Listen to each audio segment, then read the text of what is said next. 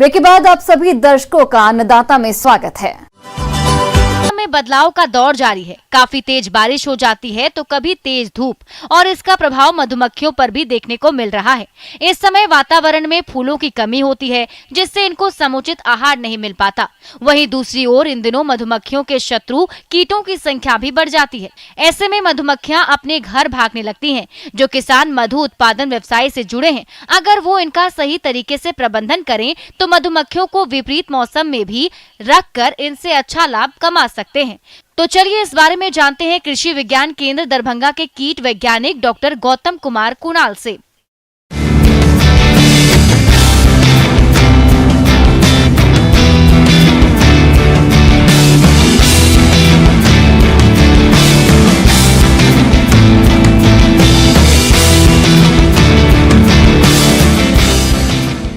अभी जो सबसे ज्यादा समस्या आ रही है मधुमक्खी पालन करने में, क्योंकि अभी का जो टाइम चल रहा है उसको हम लोग बोलते हैं डर्थ पीरियड।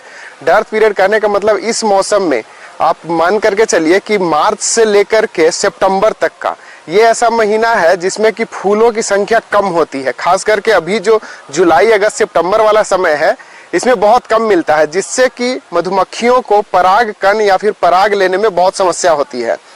तो हमें इस समय क्या करना है कि मधुमक्खी को बचाने के लिए आर्टिफिशियल डाइट हम लोग देना स्टार्ट करते हैं। चीनी की चाशनी मधुमक्खियों का सबसे लोकप्रिय भोजन है। मधुमक्खी पालक चीनी या अतिरिक्त पदार्थों के साथ चीनी का प्रयोग कर सकते हैं, क्योंकि एक भाग दानेदार चीनी और एक भाग पानी के अनुपात में पतला चीनी का घोल मिलाकर प्रति बॉक्स में रखें। आप इसे 120 से 140 फ़ारेनहाइट यानी 50 से 60 डिग्री सेल्सियस के तापमान पर गर्म कर सकते हैं। साथ ही इसमें छोटी छोटी लकड़ियों के टुकड़े डाले जाते हैं। हम ऐसा इसलिए करते हैं ताकि मधुमक्खियां लकड़ी के तैरते हुए टुकड़ों पर बैठकर डूबे बिना चाशनी पी सकें। कि हम लोग को जिस जगह पे हम लोग अपना बक्सा रख रहे हैं उस जगह का कौन कौन से फ्लावर हैं। बहुत सारे ऐसे भी फूल हैं जो कि खरपतवार पर जाते हैं। मधुमक्खियां खरपतवार पर जाती है, उसका पराग लेकर के पराग कण लेकर के आती हैं। लेकिन जानकारी के अभाव में हम लोग क्या करते हैं कि खरपतवार को सबको उखाड़ करके फेंक देते हैं। लेकिन सारे खरपतवार हानिकारक नहीं है। कुछ खरपतवार ऐसे हैं जो मधुमक्खियां जिस पर की जाती है और वहां से अपना भोजन लेकर के आती है। एक चीज और क्या है कि कुछ एक पक्षी हैं जो भी मधुमक्खी को आकर के लेकर के उड़ करके चले जाते हैं। तो पक्षियों से बचने के लिए हमें क्या करना है कि एक जो सिल्वर फॉइल होता है प्लास्टिक का चमकीला, उसको मधुमक्खी के बक्से के आसपास में 3-4 गाड़ दें। इससे पक्षियां दूर रहती है। मधुमक्खियों को जीवित रहने के लिए, विकसित होने के लिए निरंतर ताजे और स्वच्छ पानी की जरूरत होती है। इसलिए आपके द्वारा चयनित स्थान के आसपास प्राकृतिक या कृत्रिम पानी का स्रोत होना जरूरी है।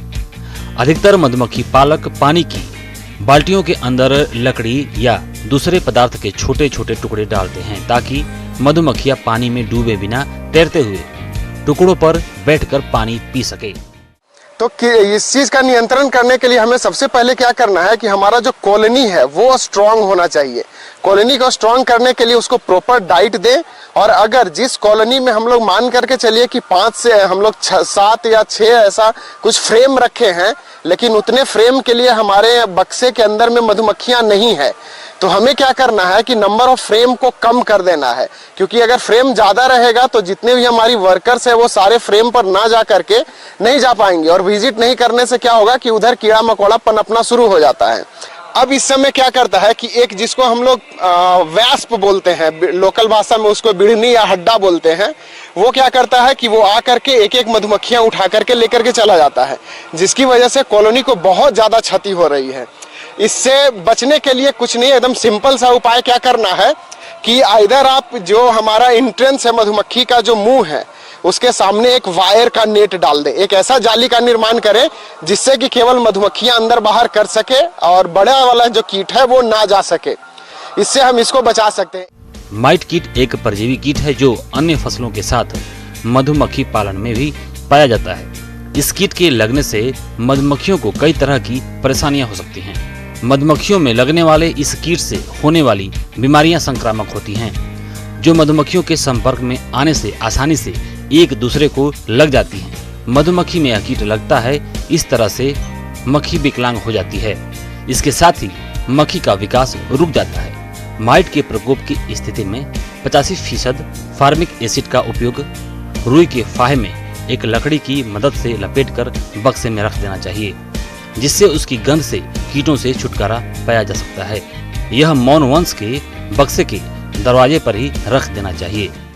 कि एक है मधुमक्खी का मोमी कीट। ये क्या करता है कि ये वैक्स मॉथ इसे हम लोग बोलते हैं। ये मधुमक्खी के छत्ते में कहीं भी अगर दरार है या फिर कोटर है, घर जैसा बना है, उस जगह पे अपना अंडा देती है। अंडा जैसे ही कुछ समय के बाद अंडा वो फूटता है और फूटने के बाद उससे जो शिशु निकलती है वो जाकर के मधुमक्खी का जो छत्ता है, वो जो वैक्स जिसको हम लोग बोलते हैं, उसको खाना शुरू करती है। जो मोमी कीट है उसका मुख्य भोजन है हमारा मोम, उसके बाद ये पॉलन या हनी। तो वो क्या करता है, जिससे कि हमारा जो मधुमक्खी पल रहा है उसके ऊपर भी प्रभावित करता है। तो उससे बचाने के लिए हमें क्या करना है कि छत्ते को फ्यूमिगेट किया जाता है। फ्यूमिगेशन करने के लिए हम लोग मिथाइल ब्रोमाइड नामक केमिकल का रसायन का इस्तेमाल करते हैं। इसका 20 ग्राम हम लोग 1 क्यूबिक मीटर में एरिया के लिए इस्तेमाल करते हैं। 1 मीटर क्यूब का एरिया है, उसमें 20 ग्राम का फ्यूमिगेशन के लिए हम लोग डाल देते हैं, जिससे हमारा वैक्स मॉथ का उपचार किया जा सकता है।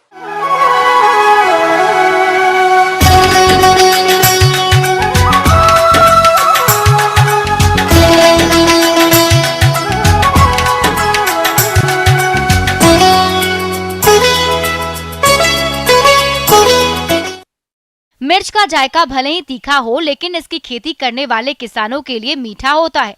ऐसा हम इसलिए कह रहे हैं क्योंकि मिर्च की मांग बाजार में सदा बनी रहती है और इसकी खेती से किसानों को अच्छी आमदनी भी मिल जाती है। अगर आप भी मिर्च की खेती करना चाहते हैं तो किन किन बातों का खास ख्याल रखें, इसके लिए देखिए हमारी ये खास रिपोर्ट।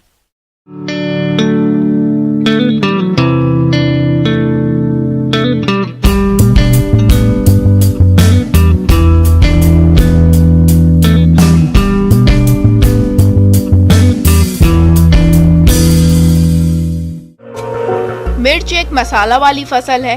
हरी मिर्च की मांग सब्जी बाजारों और मंडियों में हमेशा बनी रहती है। मिर्च का उपयोग सब्जी, अचार, चटनी और दवाएं बनाने में किया जाता है। इसकी खेती करने वाले किसान अच्छा खासा मुनाफा कमाते हैं। वैसे तो मिर्च की खेती हर प्रकार की जलवायु में हो सकती है, लेकिन इसके लिए गर्म और आर्द्र जलवायु उपयुक्त मानी गई है। इसके पौधों के लिए ज्यादा ठंड व गर्मी दोनों ही हानिकारक होते हैं।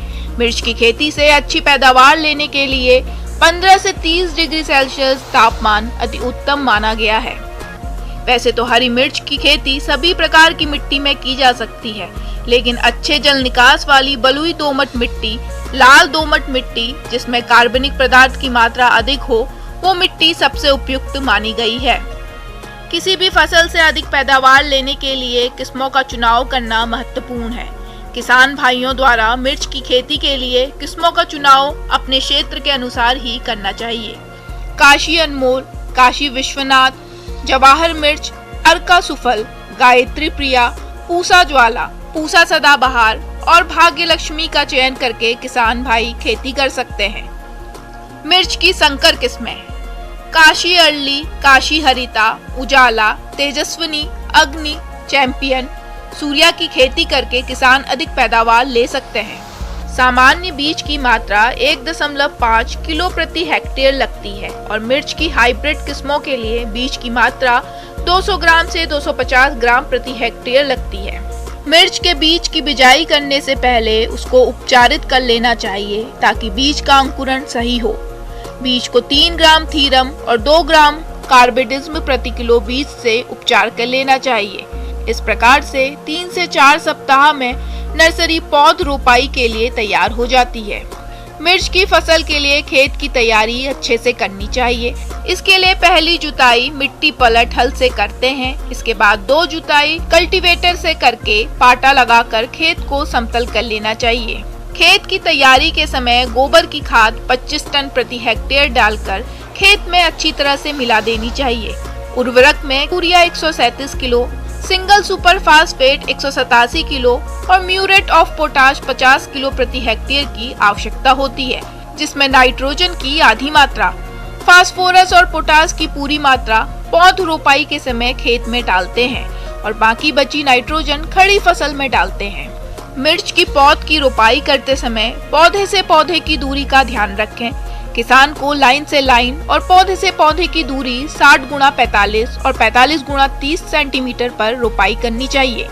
रोपाई के बाद हल्की सिंचाई करनी चाहिए। सिंचाई की मात्रा मिट्टी और मौसम की स्थिति पर निर्भर करती है। यदि वर्षा कम हो रही है तो 10 से 12 दिन के अंतराल पर, अगर ढालू जमीन है तो 10 दिन के अंतराल पर सिंचाई कर देनी चाहिए। इस प्रकार किसान मिर्च की खेती करके हरी मिर्च की सामान्य किस्मों से औसत उपज 125 से 250 क्विंटल और संकर किस्मों से 250 से 400 क्विंटल प्रति हेक्टेयर तक उपज लेकर अच्छा मुनाफा कमा सकते हैं।